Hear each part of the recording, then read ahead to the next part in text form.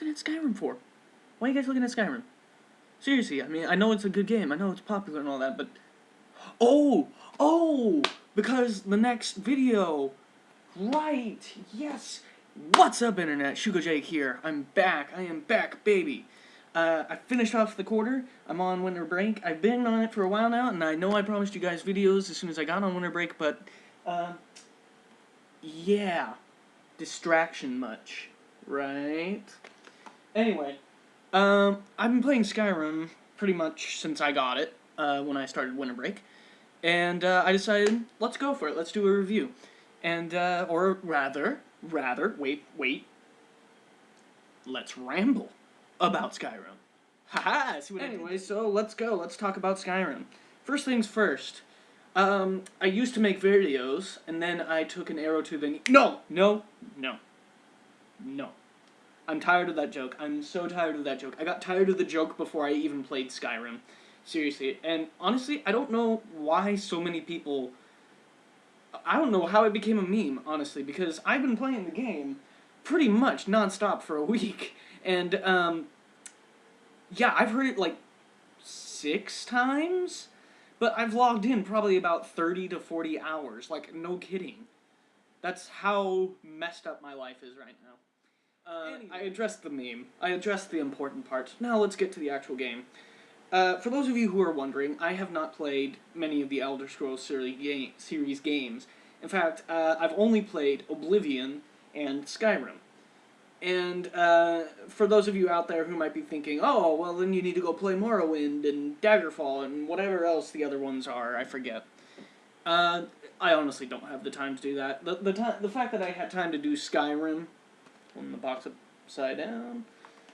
The fact that I had time to do Skyrim amazes me. So, you know, let's just roll with it. I've played Oblivion, and I guess to sort of lead into Skyrim, let's talk about Oblivion.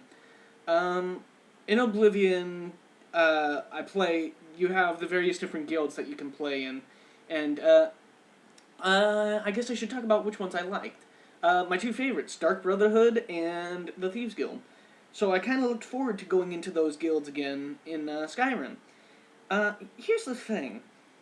The thing I noticed about Skyrim, they talk about how it's supposed to be really long, like, oh, it's 40 hours of main story, or 20 hours of main story, non-distracted, or whatever, all that stuff. But, honestly, the game felt short. I haven't beaten it, I haven't gotten anywhere near beating it, but I've completed the main part of the Thieves Guild in, like, a day. Well, it took me... I didn't even finish the Thieves Guild in Oblivion. I got bored of it. So, yeah, I finished the Thieves Guild, and I'm kind of like, wait, that was it? There was like 5 dungeons that I had to go explore, and then other than that, it was like the main, or the first quest, but where you just plant something on a guy. And then, of course, I found out that, you know, the technical end of the Thieves Guild questline is when you restore it to complete order, which requires you to do about 50 million side quests. And that's how I came to figure out what Skyrim is. Skyrim, the main stories of the game seem really short. Really short. But here's what Skyrim does to make it seem long. They throw side quest after side quest after side quest after side quest.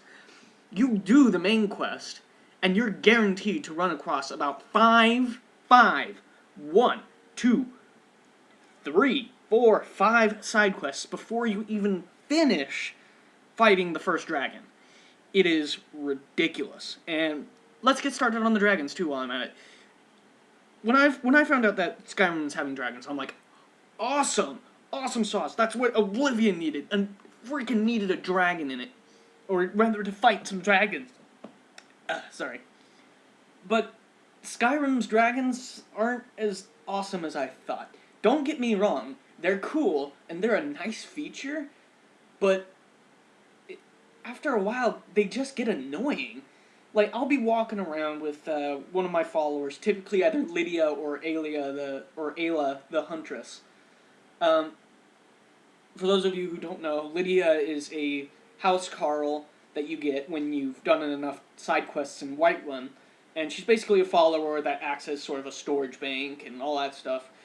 I can get into details later, but Ayla the Huntress is a a follower in the companion quest line, which, as far as I can tell, is the Skyrim equivalent of the Warrior Guild or the Fighters Guild or whatever it was in Oblivion.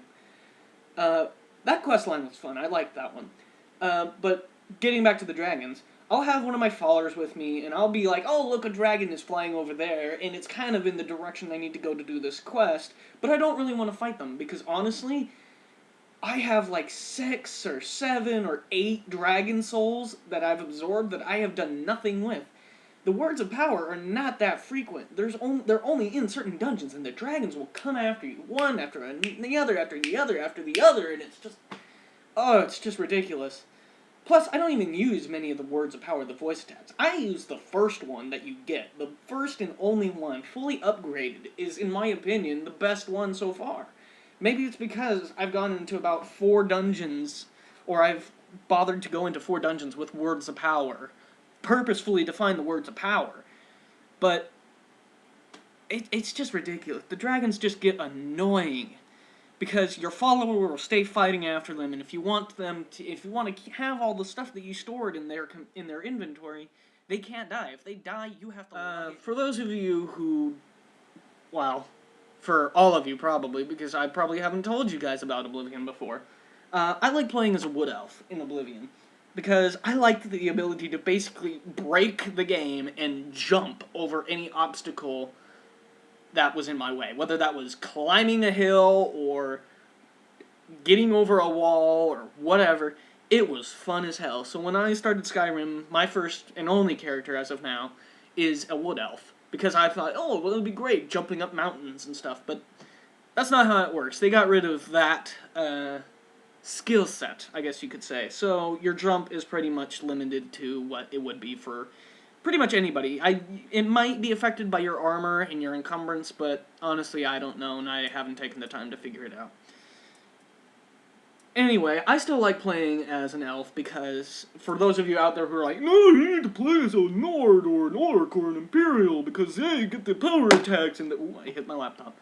They play with the power attacks and the two-handed weapons and the heavy armor and blah, blah, blah, blah. I don't like doing that. I don't like going into a brawl and just spinning to win. I don't like that stuff. I like the challenge of having to sneak around, because honestly, that's the kinds of form of combat in Skyrim. Going in balls deep and bashing the other guy with a two-handed weapon while he whittles away at your heavy armor of like 40 armor for your boots and 80 for your chest and whatever. I like the more stealthy aspect, where you have a bow and you sneak and you get critical hits and sneak attacks and all this extra damage bonus and all that stuff. I just like that form of play more. So for those of you out there who are strict, two-handed, heavy armorers, good for you. I don't care for that. And partly because in Oblivion, if you used heavy armor, you were going nowhere fast. So maybe it has nothing to do with the game, and I'm honestly just, I'm using the light armor and the sneaking and the bows and all that stuff for the only reason being that I think it makes me faster, and in actuality it doesn't. That was probably a little confusing, but you probably get my point. But anyway, I just like that kind of aspect. My favorite guilds are the Thieves Guild and the Dark Brotherhood. Now, I haven't played the Dark Brotherhood, so no spoilers, please, but I can only imagine that it's going to be as good as it was in Oblivion. I mean, the Thieves Guild, while feeling much shorter than the one in Oblivion, was definitely very enticing. It was very story-oriented. It even had a nice plot twist. I'm like, what? A plot twist in the Thieves Guild? What is this stuff? But, I mean, for crying out loud, the main quest, I'm pretty sure I'm on the last part of the main quest, and I'm kind of just not doing it because I haven't beaten the game. But, yeah, I'm on what seems like the last quest of the main quest. So, yeah, overall, I like Skyrim. It's a good game. It's really good at keeping you distracted, though. That's the only thing I don't like about the game. It's a good game, despite what I've said previously. It is a good game. I think it's a good game. I think it's a great game. But the reason that it takes so long is that they're just throwing side quests at you, and to me, it's a little cheap.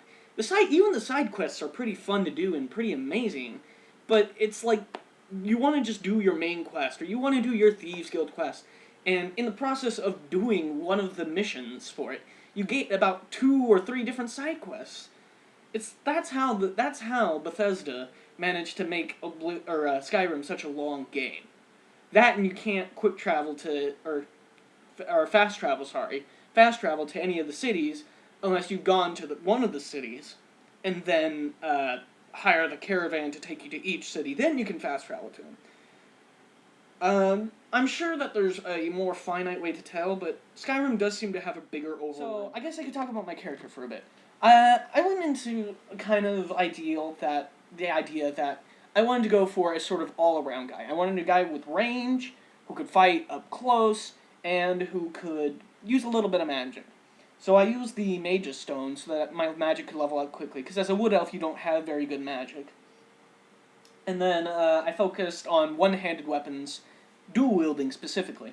Typically I go with a double swords, but if I have like a mace or something that's significantly better, I used it. So for the longest time I actually was using for a while I was using the scimitar and a elven sword. And that was sort of my main combo. Now I'm currently using a ebony sword, which is awesome. The ebony sword is so awesome. It is so cool. It's not even enchanted or anything. I don't even use weapons that are enchanted usually. But it is an awesome sword, despite the fact that it's not enchanted. And up till recently, I was using a glass mace with it. And now the glass mace was stronger than it, but I used it in the offhand just because the ebony sword was cool. Now I use an ebony war axe that I found in a random quest that I had gotten. So, yeah, I guess that's about it for my character. Oh, I did become a werewolf, though. And, for those of you who are wondering, as far as I can tell, the only downside to becoming a werewolf is that you don't get the well-rested bonus. Now, if that's a problem for you, then don't be a werewolf. But honestly, when I was getting the well-rested bonus, which you had to sleep in a bed to get, it didn't seem to be doing that much for me anyway, so why not be a werewolf and have the chance to turn? Now, the thing about being a werewolf, I guess I could describe, for those of you who don't know, you can become a werewolf by doing the companion side quest. There might be a way to become a werewolf by random out in the overworld, but I have yet to find werewolves in the wild. But if you do choose to become a werewolf, all that really happens is you can turn into a werewolf once a day, and then you're basically a pretty beastly melee guy. Other than that, it only lasts a few seconds. I don't think the transformation lasts for a minute. What you have to do is you have to feed upon someone you've killed, or a dead body in particular. The only thing I found so far is that it usually has to be a humanoid character. So any of I don't know how many races there are off the top of my head, but any of the races that you can play as, you can feed on. Other than that, so the only downside, you can't get the well-rested bonus, and when you change, it's limited, and then you have to feed in order to stay a werewolf. Now, that's not the only downside. If you turn into a werewolf in a city, they will turn on you, but as long as you're, smart about it, you don't have to worry about any negative consequences of being a werewolf other than not getting the well-rested bonus. So that's it for now. If you guys want me to talk more about Skyrim, talk about it in the comments or write in the comments below. I've got plenty more to say on Skyrim, but I kind of wanted to just give a brief overview, and I kind of went more in depth than I had originally planned. So, I want to thank you all for watching, and yeah, thank you all. Triple outro? Double outro? I don't know.